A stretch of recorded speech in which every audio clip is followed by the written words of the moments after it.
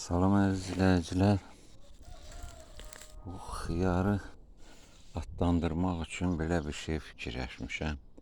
Keçən ildə bu cür eləmişdim. Deməli, dirəklər bastırmışam. Üstünə də boru. Borun üstünə parça dolamışam. O nə üçündür? Tağ sürtünüb zədələnməsin deyə. Biraz zəhməti az olur da belə işdə adamın, nə bilim, çubuq basır, neynə,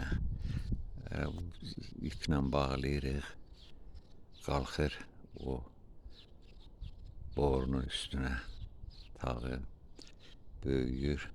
Keçən il belə əkmişdim, bəyəndim, gördüm, yaxşıdır. Ona görə bu ildə belə kəndirlə bağlamışam. Bu ildə bu cür əkdim. İndi bax bu hissəni də, bax bu armatur ki var, buna bağlayacağım inşallah. Bax bu tağı görürsünüz, bu tağı atlandıracağım yuxarı. O otda mulçadır. Onu da axşam hava sərinləyəndən sonra gətirib döşəyəcəm. Bax bu sulanmış yerə. Bax bu yaşlı görürsünüz.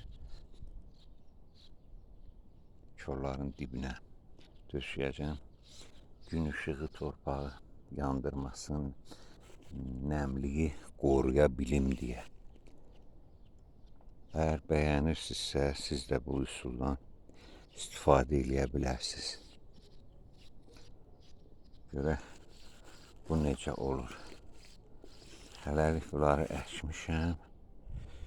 Dibinə də mayalı su tökmüşəm. Maya droj deyirlər. Qızqırmış bir şeyin suyunu çörək kimi, çörək qırıntılarını da suya atıb, qıcqırdıb, gətirib bax bu tərəvəzin dibinə tökmək faydalıdır. Birazdan kül də tökəcəm bir müddətdən sonra.